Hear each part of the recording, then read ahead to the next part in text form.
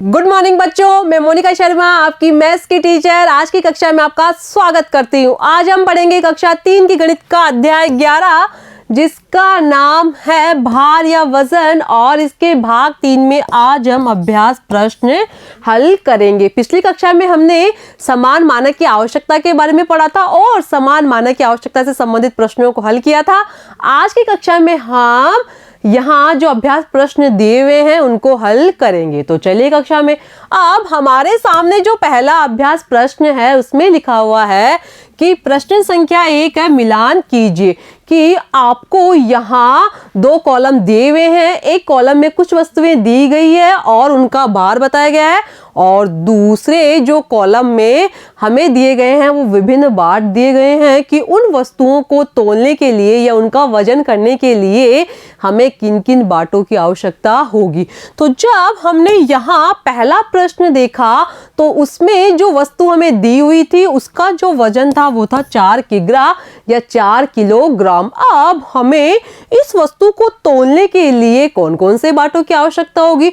तो जब हमने यहाँ देखा या जो पहले कॉलम में यहाँ देखा तो यहाँ एक बाट 1 केजी का और दूसरा बाट 2 केजी का था। मतलब क्या हम 1 केजी के बाट से और 2 केजी के बाट से इस वस्तु को तौल सकते हैं? नहीं, क्योंकि इन दोनों का जो कुल वजन होगा वो होगा 3 किलो। अब जब हमने यहाँ दूसरे कॉलम में देखा तो यहाँ भी 2 बार दिए हुए थे और वो 2 बार थे, जो पहला बार था वो था 2 किलोग्राम का और दूसरा बाट भी 2 किलोग्राम का था। तो इन दोनों बाटों का जो कुल वजन हो गया वो हो गया 4 किलोग्राम। ठीक है, तो इस प्रकार यहाँ जो वस्तु का वजन है वो भी 4 किलोग्राम है और इन दोनों बाटों का जो कुल वजन है वो भी 4 किलोग्राम है। तो इस प्रकार हम इन दोनों बाटों से इस वस्तु को तौल सकते हैं। तो यहाँ हमने इस वस्तु का मिलान इन दोनों बाटों से कर दिया। अब जब हमने यहाँ दूसरे प्रश्न में तो जो वस्तु देखी उसका जो कुल वजन था वो था 3 किग्रा।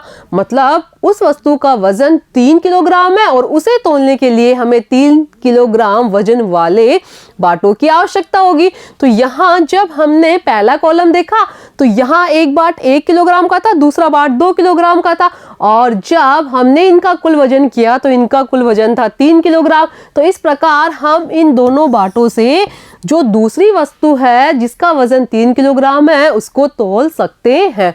अब जब हमने तीसरे प्रश्न में जो वस्तु देखी उसका वजन था 9 किलोग्राम। अब हमें इस वस्तु को तौलने के लिए 9 किलोग्राम वजन वाले बाटों की आवश्यकता ही होगी। और जब हमने यहाँ पहले कॉलम में देखा तो पहला बाट था 100 ग्राम का और दूसरा बाट था 500 ग्राम का।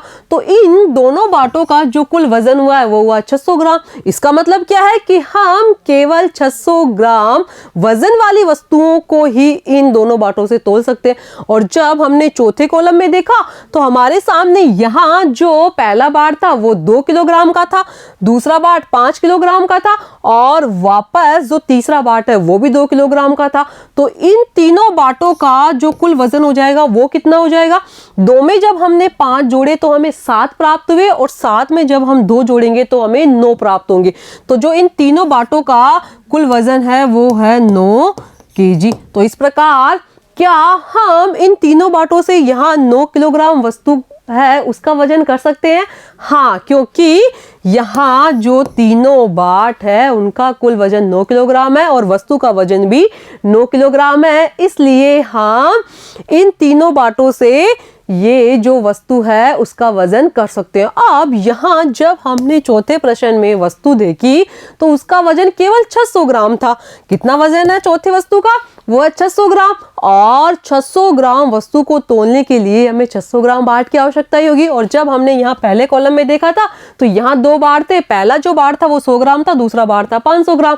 तो इसलिए हम 600 ग्राम वस्तु को या इस वस्तु को तौलने के लिए हम इन दोनों बाटों का उपयोग कर सकते हैं। ठीक है, अब जो अगला प्रश्न है वो है प्रश्न संख्या 2 और उसमें भी जो दिया हुआ है वो है मिलान कीजिए। मतलब आपको यहाँ एक तरफ या एक कॉलम में कुछ बार दिए हुए हैं और दूसरे कॉलम में कुछ वस्तुएं दी हुई है और उनका वजन कितना है, उन बाटों से उनका मिलान करना है, या उन वस्तुओं को या उन पैकेटों को हम कौन से बाट से तोल सकते हैं या कौन से बाट का उपयोग करके हम उनका वजन कर सकते हैं, हमें उन बाटों से उनका मिलान करना है।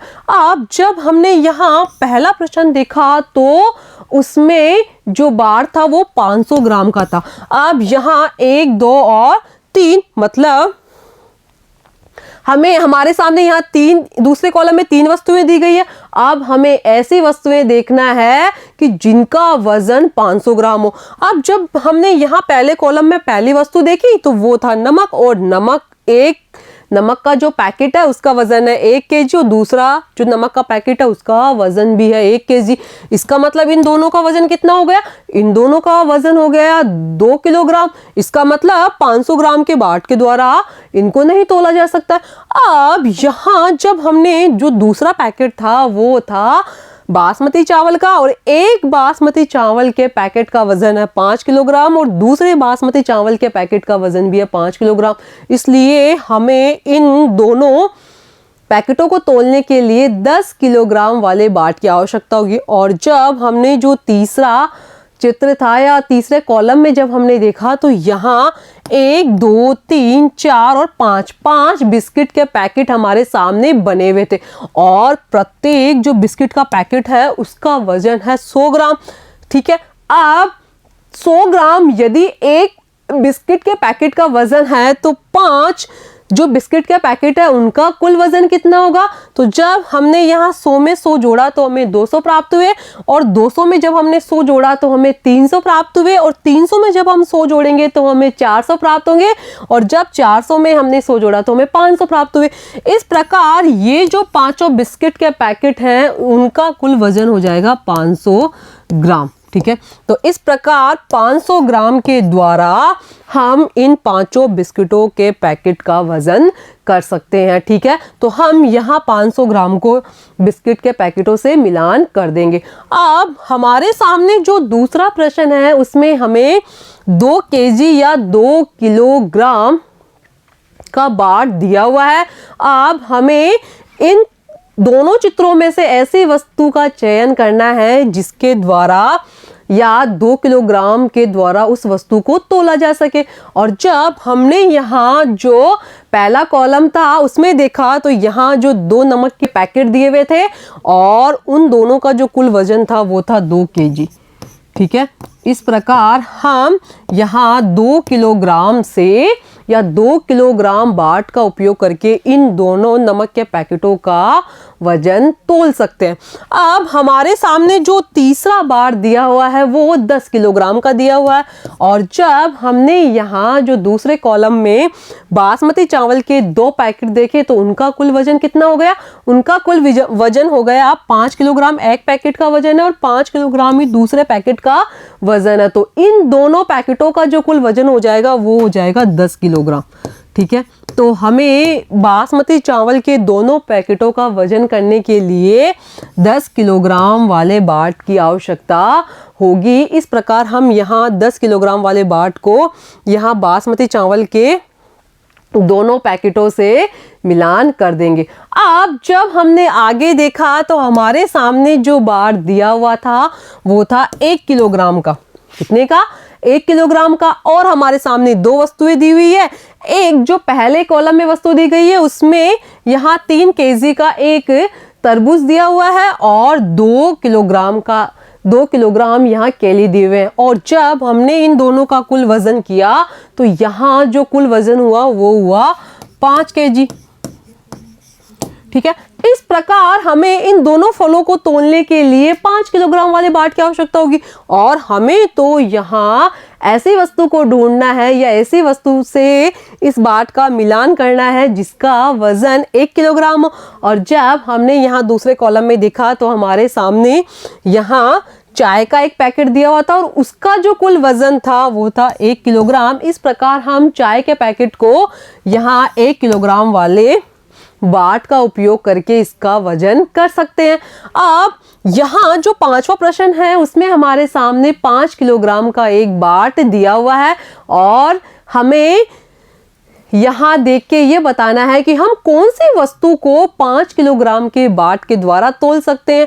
तो जब हमने यहाँ जो पहला कॉलम था उसमें 3 किलोग्राम तरबूज और 2 किलोग्राम केले दिए हुए थे, तो उनका जब कुल वजन किया तो उनका कुल वजन हुआ 5 किलोग्राम। तो यहाँ हम इन दोनों फलों को 5 किलोग्राम वाले बाट का उपयोग करके तोल सकते हैं। ठीक है, तो आज की कक्षा में हमने अभ्यास प्रश्नों को हल किया या वजन से संबंधित प्रश्नों को हल किया। ठीक है, ठीक है बच्चों, आपको आज की कक्षा कैसी लगी? आज की कक्षा में हमने अभ्यास प्रश्न हल किए और किलोग्राम तथा ग्राम से संबंधित पैकेट के रूप में जो सामान दिए हुए थे उनको या उन वस्तुओं का मिलान किया और आगे की कक्षा में हम इससे अगले भाग के बारे में पढ़ेंगे। धन्यवाद।